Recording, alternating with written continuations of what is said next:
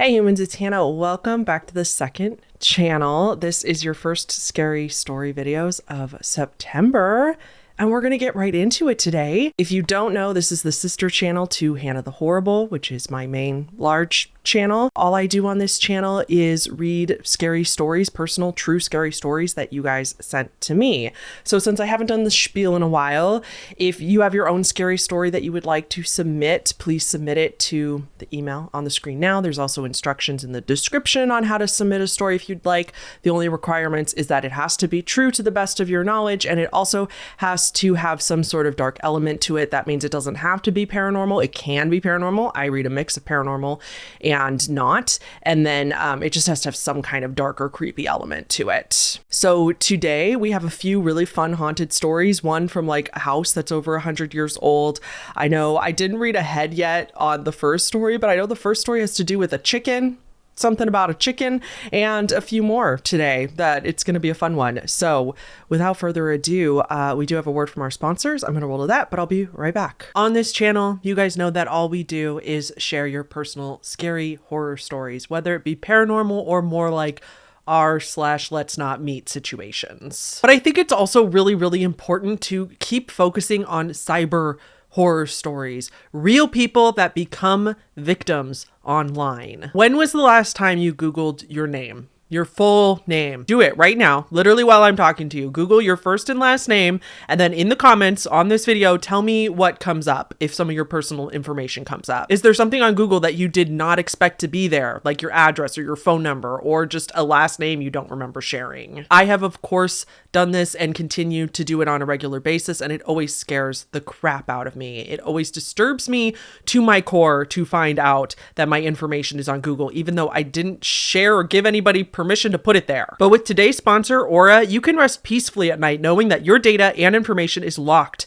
behind a figurative, solid iron door. Companies called data brokers get your information and they sell it to third parties. It's something that sounds like it should be illegal, but unfortunately it's not. They are totally allowed to do this, and while yes, it's true that they have to take it down if you ask them to, they make you jump through a bunch of hoops in order to do that. With Aura, they will remove this information from all these websites on your behalf without you having to lift a finger. Like I said, figurative iron door. So they'll remove all that information on your behalf, but they also do so much more. They will alert you right to your phone immediately if your info is found on the dark web. They send real-time fraud alerts to credit and banking. They have 24/7 monitoring. They have US-based support around the clock, and you even get $5 million in identity theft insurance protection if the worst were to happen. All that, plus they have a VPN, an antivirus, a password manager, credit monitoring, and more. If you don't want to leave yourself vulnerable online like me, you can go to aura.com/TheHorrible, and that will give you a 14-day free trial of Aura. In those 14 days, without paying a dime, Aura will check on your behalf and see where your information is. See just how exposed you are. Thank you again to Aura for sponsoring a portion of today's video. Now let's get into the stories. Okay, first story for today starts, "Hello Hannah, thank you in advance for reading. I hope you're doing well. My name is Jack and I've been a big fan of your work since the beginning of your main channel, and when you started taking personal scary story submissions, I immediately knew the exact event from my childhood I would share if I ever decided to submit anything. Thank you for making videos. I'm an artist and I look forward to listening to your videos every week while I'm sculpting and painting. They really help me to focus and never disappoint. Also, my mom mentioned in the story and I watch your content together too.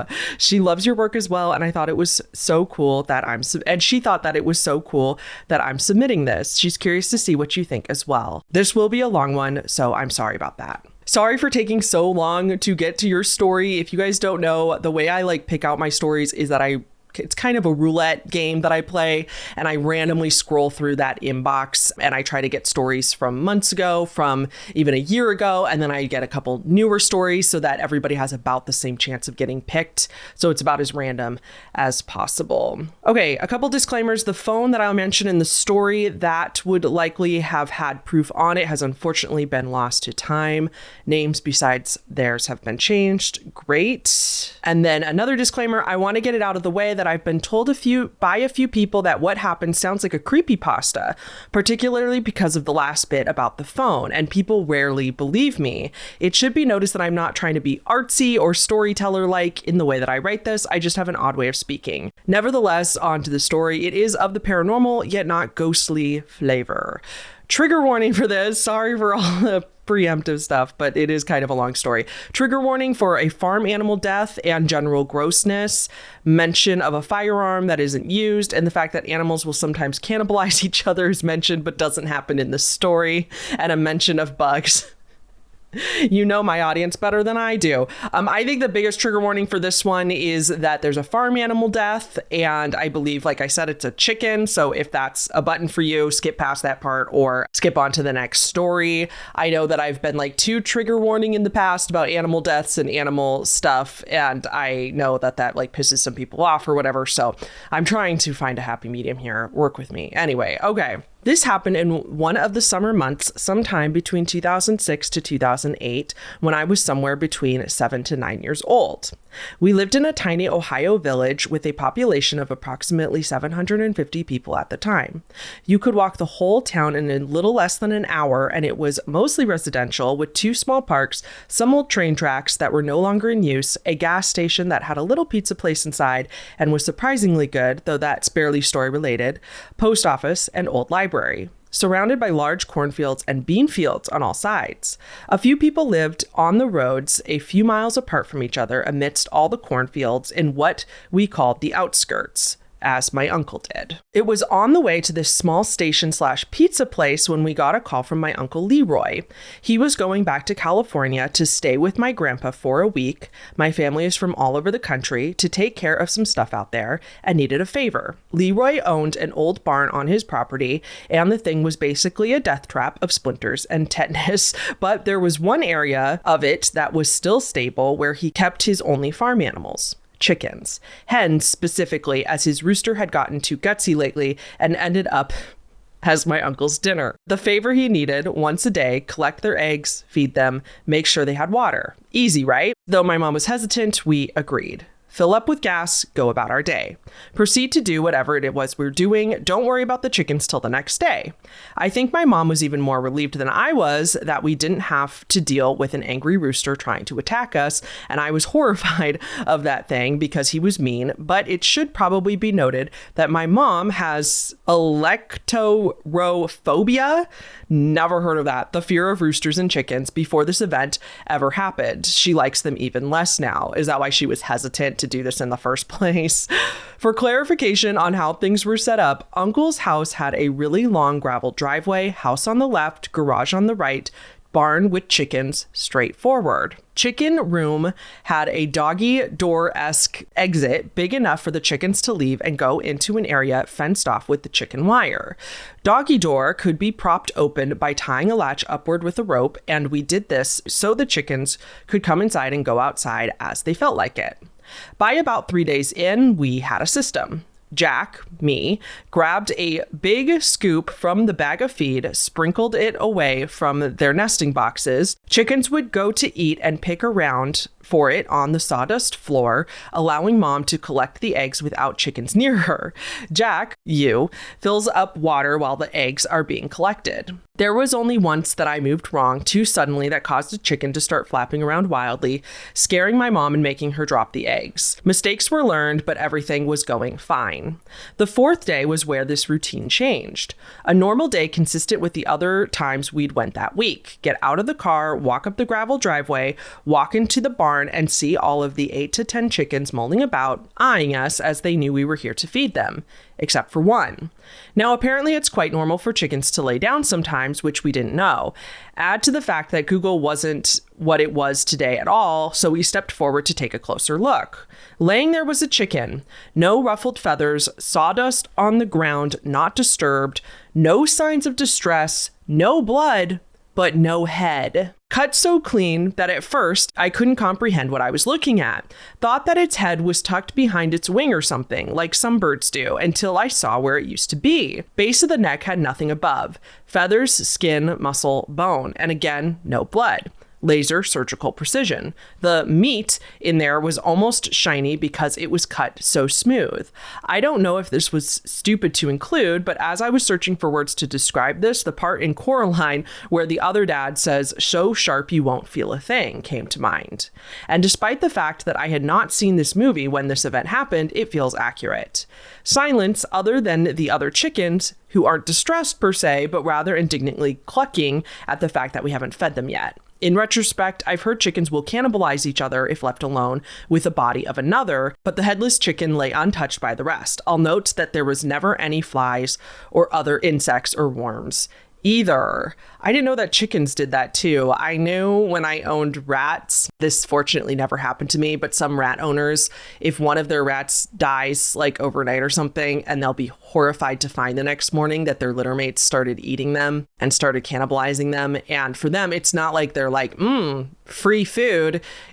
They're trying to hide the body of their litter mate as quickly as possible because the smell is going to attract predators.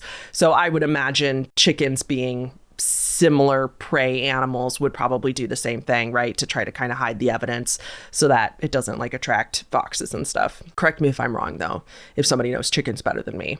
That's really weird. Okay, snap a picture with my mom's old, new at the time phone, send it to Leroy, apologize that one of his chickens died. Respond something like, "well, I'll be damned. Yep, that's a headless chicken. Thanks, Leroy." He didn't care too much. He didn't actually care much about his chickens. They were only around as food and for eggs to him.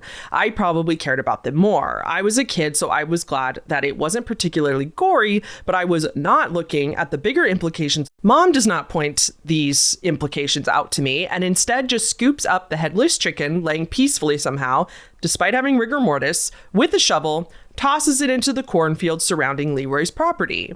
It landed on the edge where it could be seen, but my mom was hesitant to go close enough to toss it again, and so she left it. Drive home after feeding the chickens and collecting the eggs. Me a little sad that a chicken died, and my mom stuck between wanting to find answers and wanting to put it out of her mind. I think she called my aunt on the way home, and she seemed to think that it was a weasel, they suck blood. Other opinions from anyone we talked to consisted of cats, raccoons, and coyotes.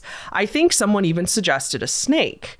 Really? Apparently my mom decided then and there that we wouldn't be going back alone without her gun, just in case. I feel like anything, I don't know, I kind of understand the snake suggestion because anything else, a cat, raccoon, coyotes, they would have taken the whole thing. They wouldn't have just taken the head and then left it there. But that doesn't really make sense either. How could a snake just eat its head and nothing else? Anyway, okay. The next day, we got caught up in the day, and through some absolute catastrophe that belongs in a stupid decisions in a horror movie compilation, didn't end up going until after dinner, when the sun was starting to set. Fun. We pulled up, and there was still a fair amount of light, and the area of Ohio we lived in was so flat that once the sun had set, it would stay fairly light before suddenly turning pitch black. As we walked over to the barn door, I glanced at the cornfield where the chicken's carcass had been. I don't remember my mom saying anything, but I know that she looked too. It was gone, but that was expected and normal, if anything. Opened the barn door, walked in. Immediately, we saw something that we hoped we wouldn't. Two somethings, actually. Laying on the undisturbed sawdust ground, two chickens, no ruffled feathers, no signs of distress, no blood, and no heads. Every single piece of that was just a freak thing. What happened yesterday surely won't happen again. Gone times 2 equals panic. Something that was probably nocturnal was biting the heads off of the chickens, and we were now here at night with teeth so sharp the cut never even bled. I mentioned here that it wasn't as if all the organs had been sucked out of the chickens, as they were not empty, for lack of a better word. So maybe whatever creature it was held it up by its neck so long that it stopped struggling, drank its blood as it did so. My mind wandered quickly at this time. I'm sure my mom's did too. It was extra hungry this time, or did it bring a friend? Why only the heads? If we let this go on, will 3 chickens be gone tomorrow? Are they big enough to attack humans? If this went on for too long, would they have found us undisturbed, skin, muscle, bone, laser cut precision, no blood, and no, absolutely not. We decided that we were not doing this. My memory gets fuzzy here due to all of the fear, and I remember us untying the rope and closing the doggy door, not caring if Leroy had wanted us to do that. I remember that my mom scooped up both of the dead chickens with the same shovel as before while I gave them their daily scoop of feed. I remember she told me to stay in the barn while she got rid of them, and she was only gone for a few seconds, but it felt longer to me, and I was scared that something was going to happen. She gave them water, and when she came back in, we both booked it back to the car. Eggs be damned, we were both too creeped out to take the time to gather them. There would be more. I remember feeling like something was watching us from the cornfield, but that could have been the paranoia and nothing more. I felt like we couldn't get to the car fast enough, same feeling as when you're home alone and shut a light off in one room and run to the next where it's safer. Times 10. Nearly pitch dark out now. I don't remember when I started crying, but I remember having tears on my face when we got in the car and closed the doors. I know my mom was equally as freaked out as me. She absolutely hit the gas and made it home in like 4 minutes versus the usual 10. I don't remember much after that until the next day. I'm not even sure if we told my siblings what happened. I think I had only felt safe once home because at that age, I was unfamiliar with the concept of a cryptid of any sort. The adults said that it was an animal, like a weasel or something. So it was an animal, a weasel or something, to my child brain. And yes, while a weasel will drink spilled blood, they cannot suck blood. My mom had her doubts and did have trouble sleeping that night. The next day when we went, all of the chickens were fine. There was never another incident, and in a short amount of time, my uncle was home already. The only reason he believed us is because of the chickens that were missing. Most other people simply didn't and thought that we were just like everyone else in the quiet little town, just wanting something out of the ordinary to happen. My uncle Leroy has a wife now, and both still live in that same little house, and they've started keeping chickens again. These aren't being raised for meat, but as pets with the benefit of getting eggs. His wife has heard the story, as we told her when they decided to get the chickens they have now. She does believe us, actually. Also creeped out, she said it better not happen again, and it hasn't. I've even slept at their house while we go to visit, and though I can never help but wonder what it was, or maybe still is, out there. So no, I don't really know what we maybe nearly ran into that day, but I do know two things: sawdust stains and chickens run when their heads are cut off. Thank you so much for the story, Jack. I could not help but sit here and just Google for a second. And I think I might know what this is. At least I have an opinion of what this is. So if you want to share this with your mom, or if your mom's watching this, hi, Jack's mom. Looking this up, is it possible that this is a great horned owl that did this? You said that there's like a doggy door. So there was like a way for something to get in and out, or was there another way that an owl could slip in if it was a barn and it was a great horned owl, you know, or some kind of owl? Because in cursory Google research, it says that they are known to prey on chickens, but they can't lift them up because the chicken's like the size of the owl. And so first of all, they're going to attack at night. Owls are nocturnal, so it's going to be at night when you guys aren't there, but they can't carry the whole chicken. So it does say, Google says that they will often decapitate and eat just the head and neck of larger fowl, leaving the body behind. That's what I think is the most likely explanation, because if an owl figured out that there was chickens in there and somehow got in, either through the doggy door, which I honestly wouldn't put it past them, I think owls are pretty smart, or got in through some other vulnerable spot in the barn, is it possible that it took a chicken but couldn't get it, so it just cut its head off to eat its head? That makes sense to me. Just because there was no blood, I don't see. Again, I would imagine that something gnawing on a chicken, like biting its head off. But like if the cut was really clean, it's possible that the blood just didn't come out. Like, I wonder if chickens' heads, like it depends on where you cut them off, because the chicken's neck is so small, like so skinny. I wonder if depending on where you cut the neck off, if it doesn't then produce a bunch of blood. That's my guess. Please tell me in the comments. I do think that this is an animal, though. I think that other weird stuff would be happening if this was some sort of paranormal event or a cryptid. I think that other stuff would have happened, and also more stuff would have happened since then. I think if you had a haunting or cryptids around that area, again, I'm not saying I believe in cryptids, but if cryptids are real, then if there were like skinwalkers or whatever you think around that area, your uncle probably would have had other weird, bizarre, very scary experiences. So I personally think this was an animal at some point. My bet would be an owl. That makes the most sense to me for why they would leave the body. I think that a weasel the weasel might drink the blood. But again, I don't know. I think any other predator would probably take the whole body. So yeah, you guys should let me know what you think. I'm sure somebody owns chickens or is more familiar than I am. So let me know your opinions in the comments. Okay, next story for today starts, "Hello, Hannah. Hope you're having a great day. I'm a big fan of your channels and one of the many people who I listen to while crafting, and I do hand embroidery. I would really appreciate if you can keep this anonymous." Of course, and I love that you do embroidery. I love that grandma hobbies are coming back. That makes me so happy. "This is something that only my husband knows that I have never said to anyone, and I have been debating whether or not to send you my stories, as I have many to share. It might be a little long, but context is needed. I had a very strange childhood I do not remember anything from before I was 10-ish, and even those memories are fuzzy. I have only clear memories of 15 and on, and I am 32 years old at the time of writing this. My dreams have always felt extremely real, like I fell in a dream. I would wake up with bruises and pain. When I dream about my house, it's never how I have it set up, always different color walls or different furniture, different wall art and things like that. Like I mentioned before, I have many stories, but I will tell you the most recent one, as this is the one that shook me and my husband to our cores. My husband wakes up very early to go to work at 3:30 a.m. and before he leaves the house, usually at 4:30, he always kisses me goodbye every single day for the last 10 years, no matter how mad we were at each other, always a kiss and have a good day.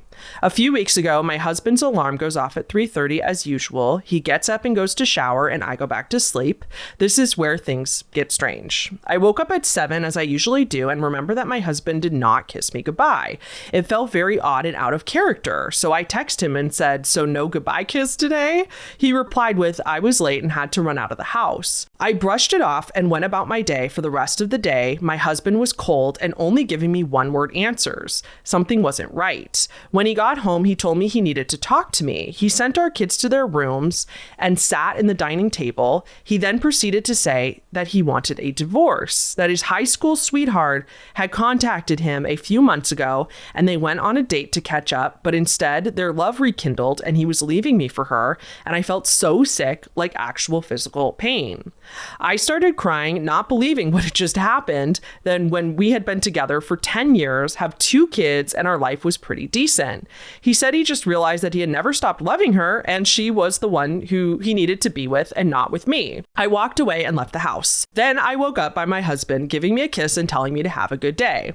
I was in shock. All I did was kiss him back and wave goodbye. My pillow was wet from my tears and I still had that gut-wrenching feeling in me that it didn't feel like a dream and that I lived that day. I didn't mention anything to my husband as I wanted to tell him in person when he got home. When he did, he came as normal and as always, kissed me and talked to the kids, asked about school and what I wanted for dinner.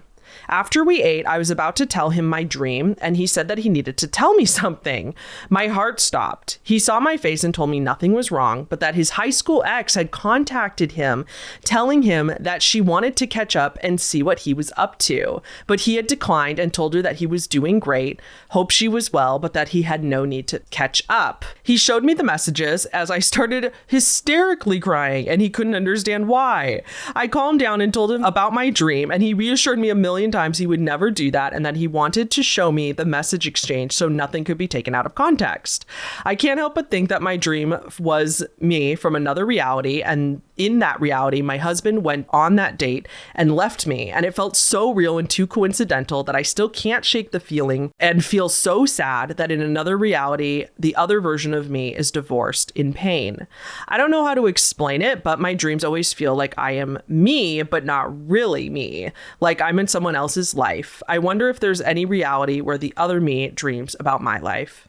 I hope you'll find my story interesting, even if it doesn't make it into a video, as I have at least 3 more stories I'm willing to share. share. Much love to all. Thank you so much for your story. I do feel like you describing the way you feel in dreams feels pretty typical to me. I feel like most of us feel that way in dreams, where it's like you kind of feel like you're you, but you're watching you almost. So that's pretty normal. But really interesting that you almost like predicted something that like the fact that you had a dream about it and then it happened the next day is very fascinating. Now, if you subscribe to the multiple universe theory, or that there's infinite universe theories, there is like theories that I think it's called quantum death, if I remember from that iceberg I made that one time, where there's like this theory that if you die, you just go to another universe and over and over and over, and there's just copies of yourself. That's a super not great way of putting it. I know that is not even really close to a good scientific explanation. But if you subscribe to the multiple universe theories or the multiple world theories, that would actually kind of be interesting if there was like an alternate dimension you who was living out a completely different life. Oh, yeah, that is creepy to think about, because it just like it like, what if there's a different Hannah that's not a YouTuber, or that, I don't know, just the same you in a different life is very, very bizarre.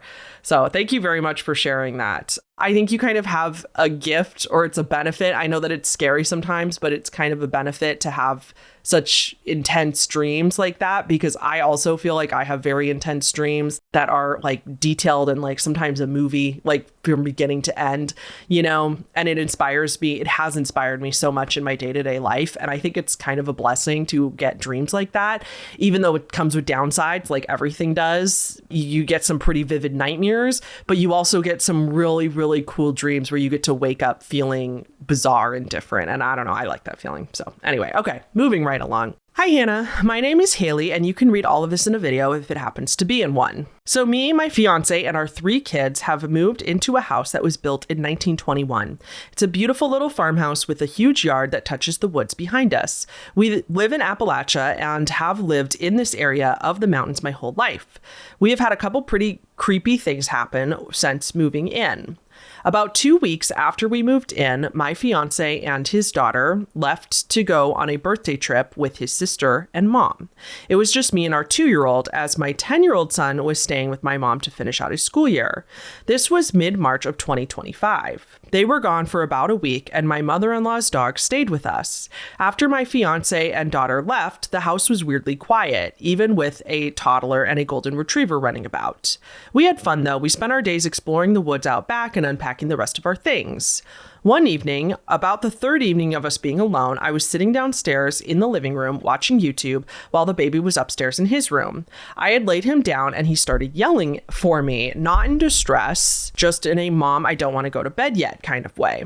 I left him alone, hoping that he would go to sleep, and about 5 minutes after he started yelling for me, I heard someone up the stairs go, "Shh," like loud as hell, and I ran upstairs, checking all 3 rooms up there, and saw no one. Got my baby and me, him, and the dog slept in my room with the light on and the door locked. I don't know if I would have slept at all that night. Wow. The second thing is that my fiance, who didn't tell me this until recently, told me that when we were moving in, about the 2nd day of the move, him and the baby were in our bedroom and the baby was staring into our closet and saying no. He does this a lot, so he didn't think anything about it until he looked up and saw something dark rush into the closet, moving the clothes as it rushed in. Him and our son exchanged a look, and he grabbed up the baby and left the room until I came into the house. The 3rd thing happened again to my fiance in our basement. The basement is only accessible through a door outside, and he was down there putting some tools away. He said that the kids were outside, I was at work, and he wasn't paying much attention. The door was open because the kids were out jumping on the trampoline, and he said that he felt someone slip their hand in his back pocket. I've made quite a few jokes about that, by the way. He said that he looked around and the kids were all 3 still on the trampoline, so he just stopped what he was doing and left the basement. He's also said that he sees shadows in corners and peeking around doorways a lot. Not the ghost trying to steal your man. The ghost doesn't feel evil. It's very quiet and comfortable and warm. The kids don't really say anything about ghosts or ghouls, but my oldest son has told us about seeing a man in the woods. but that could honestly just be a neighbor.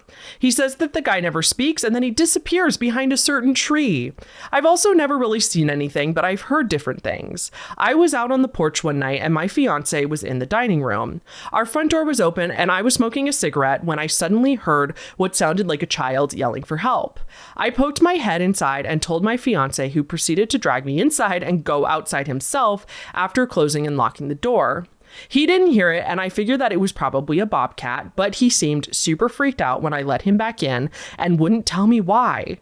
I've also heard footsteps when I've been home alone, heard someone knock on our side door, which used to be the front door, I think, but no one is ever there. My 2-year-old refuses to sleep in his room, and whenever I try to get him to, he just points at his closet and says, "Mama," which is what he calls my mom. I don't know if it's actually haunted. I've done a cleansing twice since moving in and it seems to help, or at least makes the adults think it helps, but it's an old house and does have a lot of history in it. It has been in our landlord's family for at least 50 years. She lived there when her daughter was young, but she never mentioned anything weird, but I wouldn't think she would, considering that she was trying to get us to move in. We love it though, and its little ghosties, who may or may not just be our imagination. I'm a believer, but I also know that there is usually logical explanations. Also, just as a side note, we do have multiple carbon monoxide detectors in the house. Everything is ran on gas, and we check them monthly to make sure they work, so I doubt it's carbon monoxide poisoning. Yay! Thank you for mentioning that so that we don't have to mention it, because you know I will and then all the comments will. Given that it's definitely not carbon monoxide poisoning, I'm pretty sure carbon monoxide detectors are set up like they should detect even small amounts of carbon monoxide and they should go off even if it's a small leak. So I think it's safe to say that it's not carbon monoxide. I'm not gonna lie, it sounds like you have a ghost. Sorry, it sounds like your house is haunted. It could be your imagination, but that seems like a lot of coincidental imagination shenanigans to me. Thank you so much for your story, Haley. And I'm so sorry to say, but I think you have a ghost or a shadow person is what it sounds more like. It sounds more like you have a shadow person, which I don't really get how that's not a ghost. It's some sort of paranormal entity. But yeah, it sounds like you have a ghost and it might be somebody who has a crush on your husband, because it seems like whoever it is really likes your husband. Okay, story 4 for today. Hi, Hannah. My name is Gretchen, and this is how my gut feeling saved my life and possibly my little sister's too. For some context, my great-grandmother on my dad's side has psychic gifts, and I believe that they were passed down to my dad and me. At the time of this event, I was around 14. This was in 2016, and my sister was around 5. This takes place in Western New York in the Finger Lakes region. My mom used to deliver the Daily Messenger, which is the evening paper in my area. It was summer, so my little sister would ride with our mom and go all around about 3-ish towns. Most of this drive was in rural areas and was lots of fun. On this day, I had a feeling that I shouldn't go and wanted to stay home. My mom got mad at me for this because having me in the passenger side made the work go faster. So to try to convince me to go, she said that I would have to watch my sister then. I said fine, and stayed back with my sister, and we watched TV. A few hours later, I got a phone call from my mom, and she was being airlifted to the big trauma hospital in the city. My mom was hit head on after stopping on the wrong side of the road to deliver a paper on the back road. She was moving from that side and was crossing the yellow line. The way she was hit in the front passenger wheel came through the floor and almost into the passenger seat. If I had been there, I would have been seriously injured or possibly dead. My mom was luckily mostly okay. She had to have staples, but at her hairline in a T sort of shape, this injury went down to her skull. She hit the rearview mirror to receive this injury, and she surprisingly did not have a concussion. She also had a black eye and shattered glass all over her. She was released from the hospital the same day. We are all doing well, and I love listening to your videos while I work on stuff for college, so thank you for reading this. Also, here's a photo of the injury today and some pictures of the car. So here's the pictures that this person shared as proof of the car as well as the injury on the head. I saw these pictures before reading this story. Pretty, whew. I'm glad you weren't there. I'm glad that your mom was okay, and I'm glad that you and your sister were not there. In another case of this gut feeling potentially saving me, I used to go skiing with my 2 cousins and aunt when I was in the 5th grade. It was night skiing, so it would be dark and late when we would be heading back. I was anxious this time around, and after maybe 2 hours, I decided that I needed to leave because if I stayed any longer, I was going to get hurt. I called my dad and he made the 45-minute trip to get me and then stopped for dinner. While eating, my dad received a phone call from my aunt that it was good that I went home early as one of my cousins broke his arm shortly after I left. Oh my goodness. Thank you so much, Gretchen. Okay, this is the kind of psychic story that I believe. I know that I just made that whole video about TikTok psychics, especially. I think any psychics that are like doing it for views and platform and money are scamming you. I think that they're frauds. And if psychics are real, if people can have a real sixth sense, and I'm, again, still skeptical, I don't know. But if this is true, this sounds a lot more plausible to me, where it's not like you can just tap into it anytime you want and be like, I'm getting something. You know what I mean? This is more of a gut feeling that is stronger than most, that can seem to kind of predict the future, but you don't know that it's predicting the future. Like when this happened to you, you were like, oh no, I'm getting a psychic vision, I have to leave. Or, oh no, I'm getting a psychic vision, I'm not going to go. It's literally just something like a very, very strong instinct, and it's just a little more heightened than other people. That's my personal opinion. I think if ghosts are real and then Ouija boards can work, then all of us can contact ghosts if Ouija boards are real and if ghosts are real. You know what I mean? You don't have to be a special person or a special medium or psychic in order to do it. So, yeah. Okay, last story for today starts. Hi, Hannah. My name's Kaylee. You can use my name in the video, and I submitted another story a while ago and would have sent this one in, but I didn't think about it because it's not paranormal, just scary. I'm a huge fan of you and I love your videos and I hope you make them forever. I will try. I'm going to get old here before we know it, though. I'm already 34. So growing up, my sister and I lived in a very poor and unsafe neighborhood with our mom, who was raising us by herself as my dad had passed away a year after my sister was born. I was about 8 at the time of the story and my sister was 6. Every day we walked home from school by ourselves because even though my mom was extremely worried about us walking alone, she couldn't afford the bus at that time and we had no other choice, and our school was quite close, maybe a 10-minute walk from our house. Our neighbor would look after us when we got home, but she was a very old lady and couldn't walk to pick us up from school. One day in the winter, we were walking home when my sister slipped on some ice and fell and crashed into kind of a sharp, hard piece of ice and immediately started screaming. Her leg was gushing blood, and after I wiped some of it off to take a look, I could see that her knee was bent the wrong way and there was a nasty cut on her thigh. I was absolutely panicking and terrified, but she was screaming her lungs out, and I knew that I had to do something. We couldn't just sit there. Our house was a couple blocks down and around the corner. She obviously couldn't walk there, and if I went by myself, I wouldn't have been able to see her after I turned the corner, so in my mind, that wasn't an option. I didn't know any of the people that lived on the street we were on, but I knew through eavesdropping on my mom and my neighbor that some of them sold drugs, and I thought that it probably wasn't a good option to get help from them. Of course, I didn't have a phone, so I couldn't call anyone. I looked at the street and waved my arms and hoping that one car coming down the road would stop, and it did. A middle-aged woman with a blonde bob haircut got out of a red minivan and came over to us. She took a look at my sister and asked if she could drive us home. I asked her to call my mom, and after she insisted she just drive us home, she agreed, and I gave her the phone number, and after a while she said sorry she didn't answer. I gave her the phone numbers of my aunties, uncles, and my grandparents, even the school we went to, and every time they didn't pick up. I asked if she could leave a message, and she said that her phone wouldn't let her leave messages. In between every phone call she made, she insisted that she drove us home, but every time I said no. I was taught to never go into a stranger's car, no matter how nice they are, or no matter the emergency. Oh my God, at that point, call 911. I asked her to call 911, and she said that her phone doesn't let her call 911, which of course was a lie, but I didn't know that when I was 8. Yeah, that was a lie. Every phone calls 911. Wow. That's like the one phone number that every phone does work with. Anyway, she kept insisting that we get in her car to at least warm up, and I kept saying no until she was trying to pick my screaming sister up to take her to the car. In my mind, it was looking like our only option was to get in this stranger's car so she could take us home. My sister was clearly very hurt, and we needed help, and I was already in shock from her dislocated knee and being responsible for our safety that I said, "Can you please drive us home?" She smiled and said something like, "Of course, I've been trying to tell you that it's the way to get your sister help. You want her to be okay, don't you?" Just as we were about to get in the car, someone opened their door and stepped out and asked us if we were okay. The lady said yes, and I'm just going to drive them home. The guy came closer and asked me if I knew her. The lady answered for me and said that I was just going to drive them home and that I knew her. He walked down his front yard and asked me again if I knew her. The lady tried to speak again, but he interrupted and very firmly told her that he was talking to me. I said no, but that my sister's hurt and I don't know what else to do.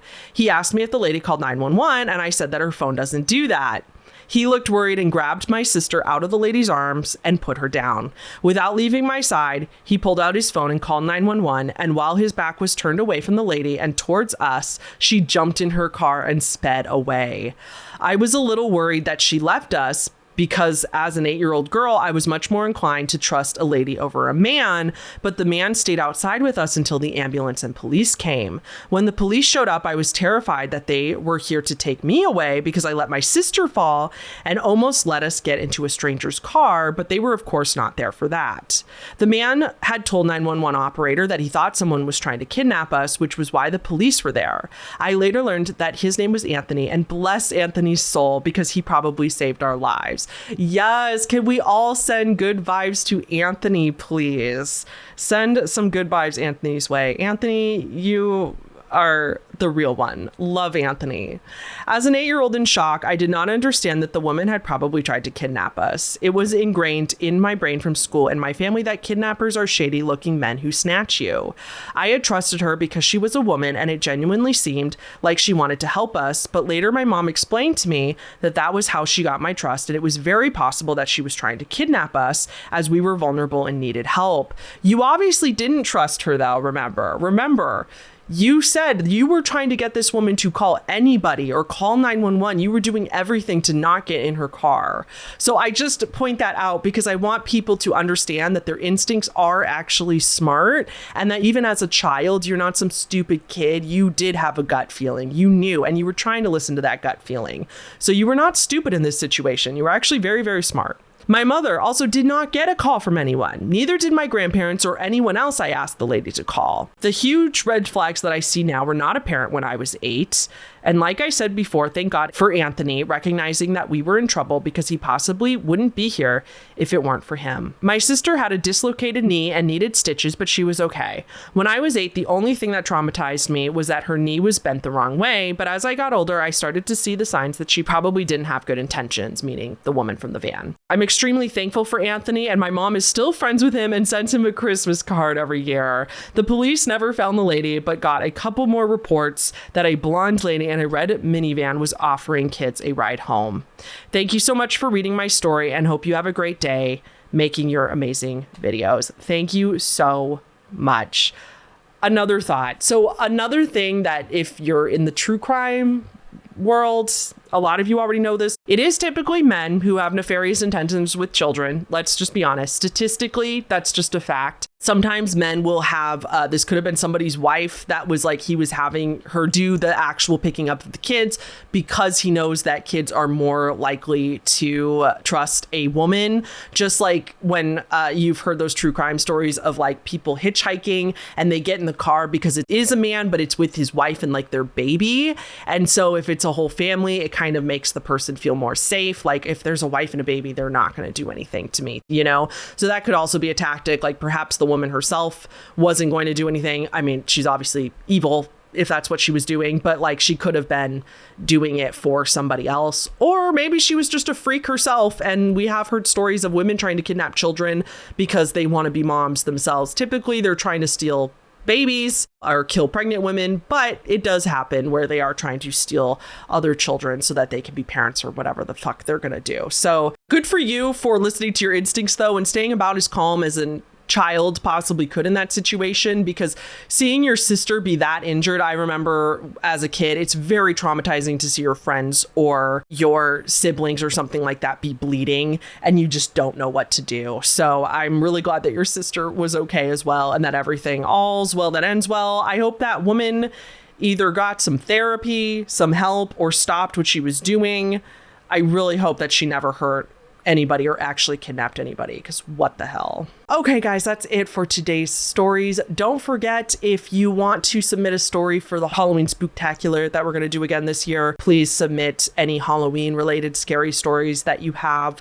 I will be also looking for Halloween stories from previous years as well. Like I said, I try to keep it pretty equal for your odds of getting picked in my inbox. There is quite a few stories in there. There is, I will admit, over 1,000 now, but that's okay. We can always use more stories. Thank you so much to Aura for sponsoring today's video. I will see you all in the next one. Okay, bye.